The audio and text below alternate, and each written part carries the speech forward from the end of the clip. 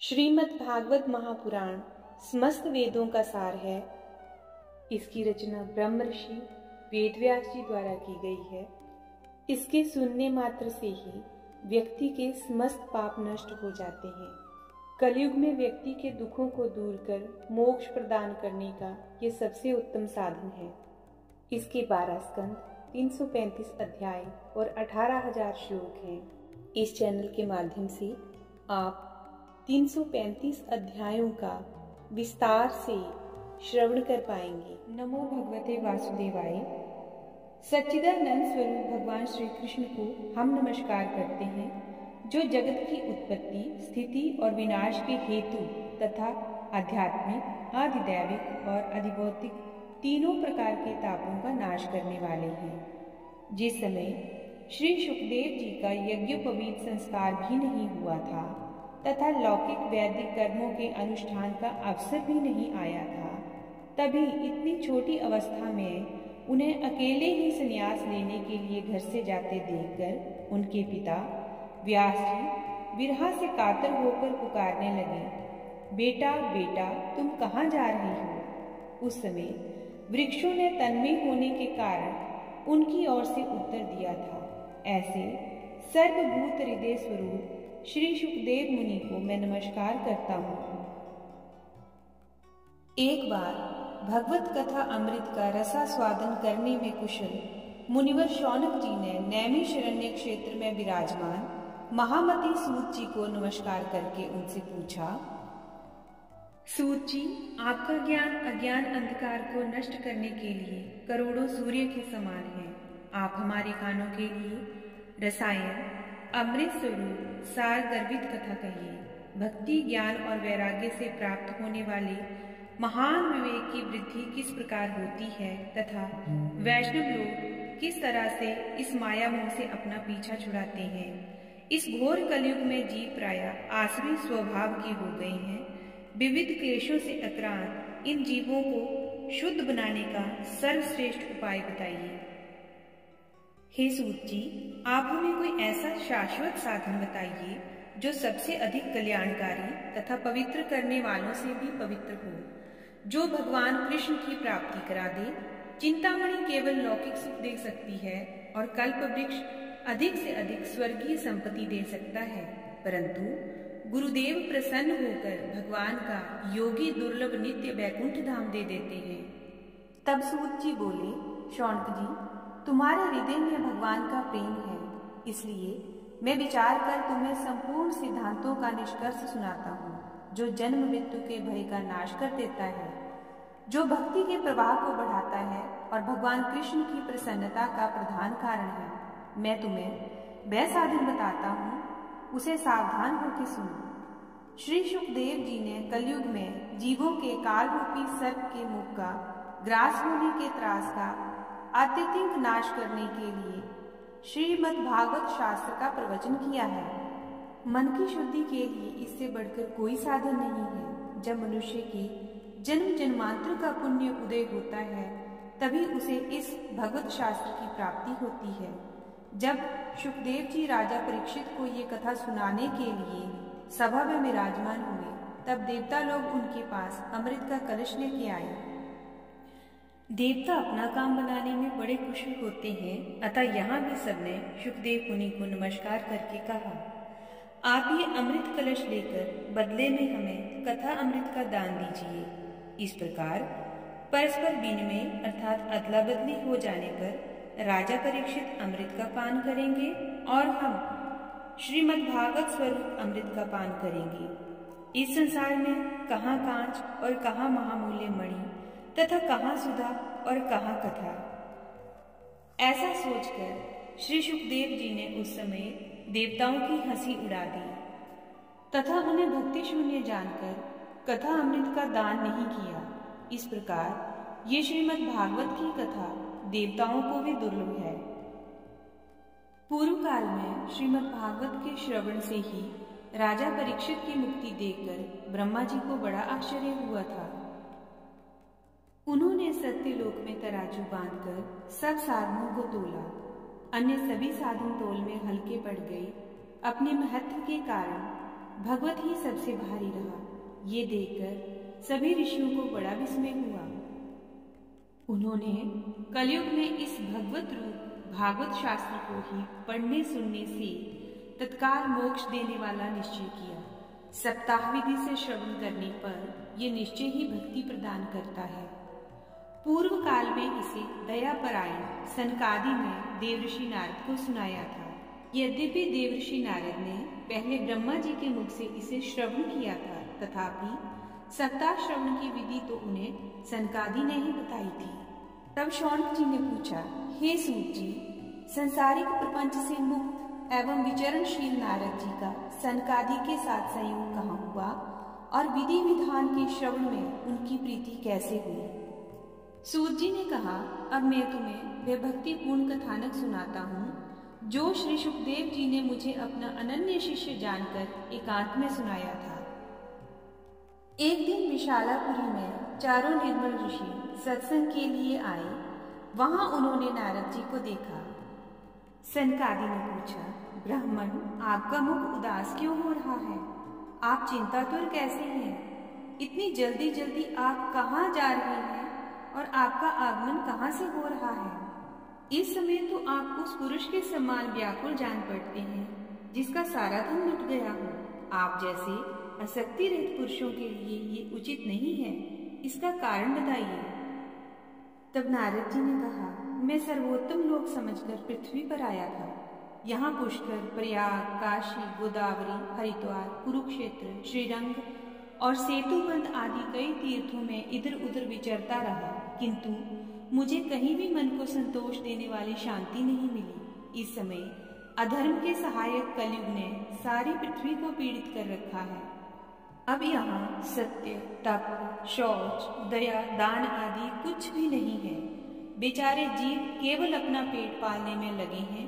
वे असत्यभाषी, आलसी, मंदबुद्धि, भाग्यहीन हो गए हैं। जो साधु संत कहे जाते हैं वे पूरे पाखंडी हो गए हैं। देखने में तो वे विरक्त लगते हैं, किंतु स्त्री, धन आदि सभी का परिग्रह करते हैं। घरों में स्त्रियों का राज्य है, साले सलाहकार बने हुए हैं। लोग से लोग कन्या आदि विक्रय करने लगे हैं और स्त्री पुरुषों में कलह मची रहती है। महात्माओं के आश्रम, तीर्थ और नदियों पर यवनों का अधिकार हो गया है। उन दुष्टों ने बहुत से देवालय भी नष्ट कर दिए हैं। इस समय यहाँ ना कोई योगी है, ना सिद्ध है, ना ज्ञानी है और ना सत्कर्म करने वाला है। सारे साधन इस समय कलियुग दावानल से जलकर भस्म हो गए हैं। इस कलयुग में सभी देशवासी बाजारों में अन्न बेचने लगे हैं। ब्राह्मण लोग पैसा लेकर वेद पढ़ाते हैं और स्त्रियां वेश्यावृत्ति से निर्वाह करने लगी हैं। इस तरह कलयुग के दोष देखता और पृथ्वी पर विचरता हुआ मैं यमुना जी के तट पर पहुंचा, जहां भगवान श्री कृष्ण की अनेक लीलाएं हो चुकी हैं। मुनिवरों, सुनिए, वहां मैंने एक बड़ा आश्चर्य देखा। वहां एक युवती स्त्री खिन्न मन से बैठी थी। उसके पास दो वृद्ध पुरुष अचेत अवस्था में पड़े जोर जोर से सांस ले रहे थे। वह तरुणी उनकी सेवा करती हुई कभी उन्हें चेत कराने का प्रयत्न करती और कभी उनके आगे रोने लगती। वह अपने शरीर के रक्षक परमात्मा को दसों दिशाओं में देख रही थी। उसके चारों ओर सैकड़ों स्त्रियां उसे पंखा झल रही थी और बार बार समझाती जाती थी। दूर से ये सब चरित देखकर मैं कुतूहलवश उसके पास चला गया।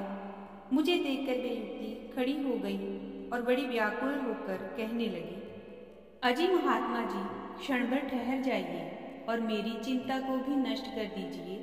आपका दर्शन तो संसार के सभी पापों को सर्वथा नष्ट कर देने वाला है। आपके वचनों से मेरे दुख की भी बहुत कुछ शांति हो जाएगी। मनुष्य का जब बड़ा भाग्य होता है तभी आपके दर्शन होते हैं। आगे नारद जी कहते हैं, तब मैंने उस स्त्री से पूछा, देवी तुम कौन हो? ये दोनों पुरुष तुम्हारे क्या लगते हैं और तुम्हारे पास ये कमल नयनी देवियां कौन हैं?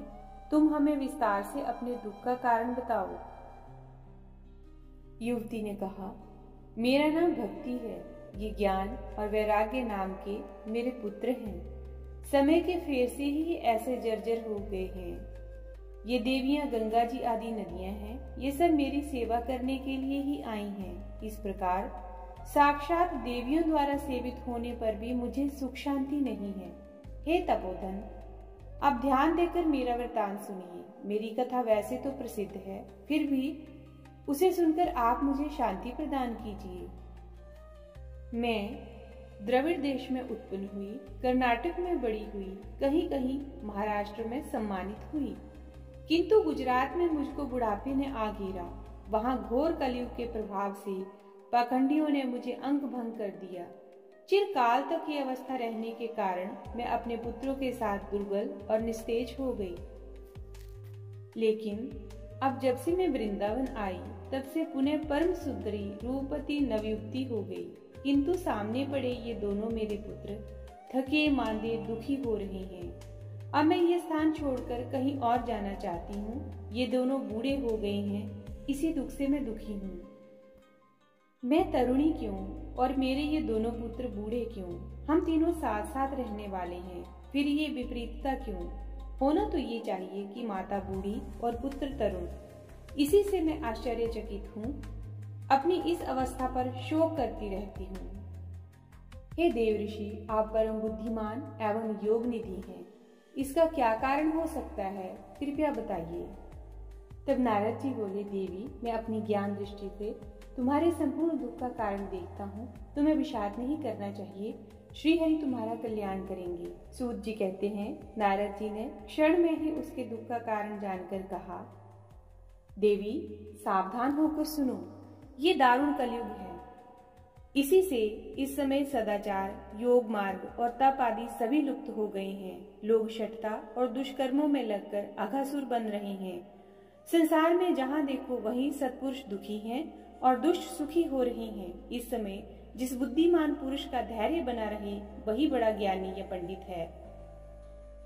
पृथ्वी प्रति वर्ष शेष जी के लिए भारूप होती जा रही है। अब ये छूने योग्य तो क्या, देखने योग्य भी नहीं रह गई है, और न इसमें कहीं मंगल ही दिखाई देता है। अब किसी को पुत्रों के साथ तुम्हारा दर्शन भी नहीं होता। विषय अनुराग के कारण अंधे बने हुए जीवों से उपेक्षित होकर तुम जर्जर हो गई थी। वृंदावन के संयोग से तुम फिर नवीन तरुणी हो गई हो। अतः ये वृंदावन धन्य है, जहाँ भक्ति सर्वत्र नृत्य करती रहती है। परंतु तुम्हारे इन दोनों पुत्रों का यहाँ कोई ग्राहक नहीं है, इसीलिए इनका बुढ़ापा नहीं छूट रहा। यहाँ इनको कुछ आत्म सुख की प्राप्ति होने के कारण ये सोते से जान पड़ते हैं। तब भक्ति ने कहा, राजा परीक्षित ने इस पापी कलयुग को क्यों रहने दिया? इसके आते ही सब वस्तुओं का सार न जाने कहाँ चला गया। करुणामय श्री हरि से भी ये अधर्म कैसे देखा जाता है? मुने, मेरा ये संदेह दूर कीजिए। आपके वचनों से मुझे बड़ी शांति मिलती है। नारद जी ने कहा, यदि तुमने पूछा है तो प्रेम से सुनो। मैं तुम्हें सब बताऊंगा और तुम्हारा दुख दूर हो जाएगा। जिस दिन भगवान श्री कृष्ण इस भूलोक को छोड़कर अपने परम धाम को पधारे, उसी दिन से यहाँ संपूर्ण साधनों में बाधा डालने वाला कलयुग आ गया। दिग्विजय के समय राजा परीक्षित की दृष्टि पड़ने पर कलयुग दीन के समान उनकी शरण में आया। भ्रमर के समान सारग्रही राजा ने ये निश्चय किया कि इसका वध मुझे नहीं करना चाहिए, क्योंकि जो फल तपस्या, योग एवं समाधि से भी नहीं मिलता, कलयुग में वही फल श्री हरि कीर्तन से भली भांति मिल जाता है।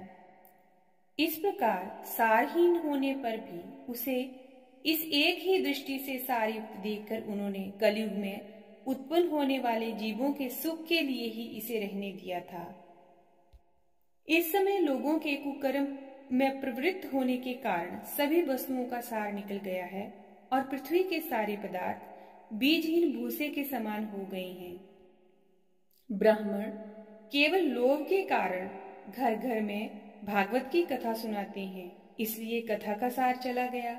तीर्थों में नाना प्रकार के अत्यंत घोर कर्म करने वाले नास्तिक और नारकी पुरुष भी रहने लगे हैं, इसलिए तीर्थों का सार चला गया। जिनका चित्त निरंतर काम, क्रोध, महान लोभ और तृष्णा से तपता रहता है, वे भी तपस्या का ढोंग करने लगे हैं, इसलिए तप का सार भी चला गया है। मन पर काबू न होने के कारण तथा लोभ, दंभ और पाखंड का आश्रय लेने के कारण एवं शास्त्र का अभ्यास न करने से ध्यान योग का फल मिट गया। पंडित संसारिक क्रियाओं में लिप्त होने के कारण मुक्ति साधनों में सर्वथा अकुशल हो गए हैं। संप्रदाय अनुसार प्राप्त हुई वैष्णवता भी कहीं देखने को नहीं मिलती, लेकिन इसमें किसी का दोष नहीं है, ये तो कलयुग का स्वभाव है। इसी से पुंडरीकाक्ष भगवान बहुत समीप रहते हुए भी ये सब सह रहे हैं।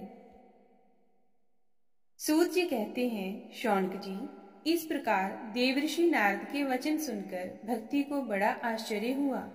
फिर उसने जो कहा उसे सुनिए। भक्ति ने कहा, देवऋषि आप धन्य हैं, मेरा बड़ा सौभाग्य था जो आपका समागम हुआ। संसार में साधुओं का दर्शन ही समस्त सिद्धियों का परम कारण है। आपका केवल एक बार का उपदेश धारण करके कयाधु कुमार प्रहलाद ने माया पर विजय प्राप्त कर ली थी। ध्रुव ने भी आपकी कृपा से ही ध्रुव पद को प्राप्त किया था। आप सर्व मंगलमय और साक्षात श्री ब्रह्मा जी के पुत्र हैं। मैं आपको प्रणाम करती हूँ। वीडियो को अंत तक देखने के लिए आपका बहुत बहुत धन्यवाद। अपना सहयोग बनाए रखिएगा ताकि मैं इस कार्य को पूर्ण कर सकूं। श्री हरि सबका मंगल करें।